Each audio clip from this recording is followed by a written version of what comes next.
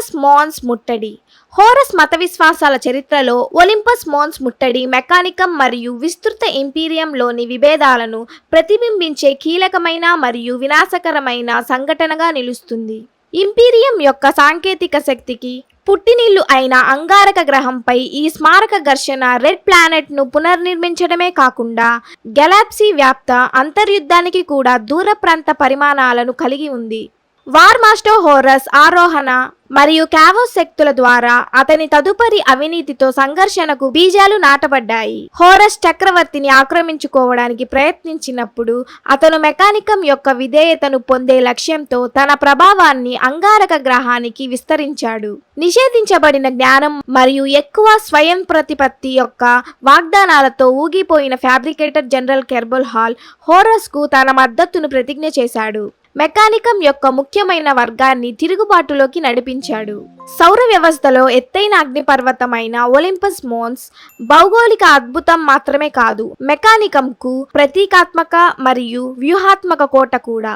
ఇది కొన్ని అధునాతన ఫోర్జులు మరియు సాంకేతిక రహస్యాల రిపాజిటరీలను కలిగి ఉంది.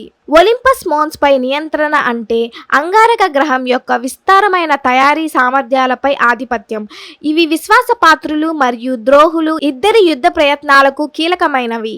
ఈ సంఘర్షణలో టైటాన్ లెజియన్ల విభజన జరిగింది. కొందరు కెర్బల్ హాల్ యొక్క ద్రోహి మెకానికంతో కలిసి ఉన్నారు మరియు మరికొందరు చక్రవర్తికి విధేయులుగా ఉన్నారు. వార్లార్డ్ మరియు రివర్ క్లాస్ టైటాన్స్ తో సహా భారీ గార్డ్ ఇంజన్లను రెండు వైపులా మోహరించారు. మార్టిన్ ల్యాండ్స్కేప్ ను టైటానిక్ వార్ఫేర్ థియేటర్ గా మార్చారు. స్కిటారీ లెజియన్లు సైబర్నెటికల్ గా మెరుగుపరచబడిన మెకానికం సైనికులు, వివిధ పోరాట సేవకులు మరియు ఆటోమెటాతో పాటు రెండు వర్గాల ర్యాంకులను బలోపేతం చేశారు. విశ్వాస దళాలు సంఖ్యాపరంగా ఎక్కువగా ఉన్నప్పటికీ ఒలింపస్ మోన్స్ ను దృఢంగా రక్షించాయి.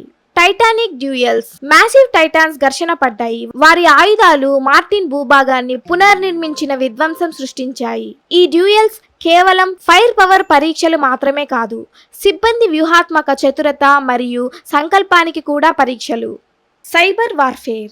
రెండు వైపులా హ్యాకింగ్ మరియు కౌంటర్ హ్యాకింగ్ కార్యకలాపాలలో నిమగ్నమై శత్రు యంత్రాలను అధిగమించడానికి లేదా నిలిపివేయడానికి ప్రయత్నించాయి. మెకానికం ఆయుధశాలలో డేటా వార్ఫేర్ యొక్క ప్రాముఖ్యతను ప్రదర్శించాయి. పర్యావరణ ప్రమాదాలు. తీవ్రమైన బాంబు దాడులు భూకంప కార్యకలాపాలను ప్రేరేపించాయి. లావా ప్రవాహాలు మరియు భూమి కూలిపోవడం ఇప్పటికే అస్తవ్యస్తమైన యుద్ధ భూమికి అనూహ్య అంశాలను జోడించాయి. అత్యంత ముఖ్యమైన ఘర్షణలలో ఒకటి విశ్వాసపాత్రుడైన లెజియో టెంపెస్టస్ మరియు విద్రోహి లెజియో మార్టిస్ మధ్య జరిగింది. ఒలింపస్ మోన్స్ చుట్టూ ఉన్న మైదానాలు పడిపోయిన టైటాన్ల శ్మశాన వాటికగా మారాయి. ప్రతి ఒక్కటి సంకేత విలువలో గణనీయమైన నష్టాన్ని సూచిస్తాయి. వారి పరాక్రమం ఉన్నప్పటికీ విశ్వాసపాత్రులైన వారి సంఖ్యాపరమైన ఆధిపత్యం మరియు వ్యూహాత్మక స్థానం కారణంగా విశ్వాసపాత్రులు క్రమంగా వెనక్కి నెట్టబడ్డారు.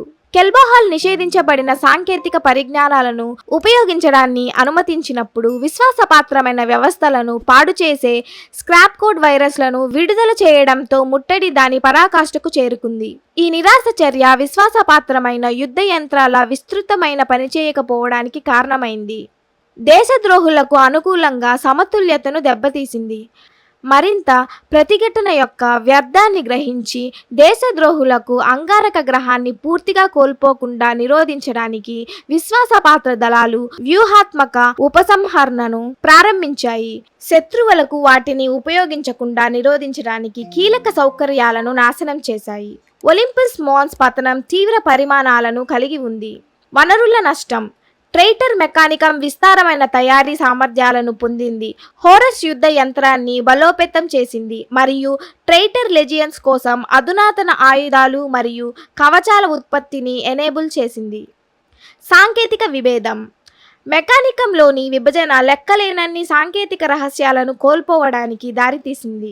ఎందుకంటే డేటా ఖజానాలను నాశనం చేయడం లేదా పాడైపోవడం జరిగింది. ఇది మానవాళి యొక్క సాంకేతిక పురోగతిని వెనక్కి నెట్టింది. నైతిక ప్రభావం.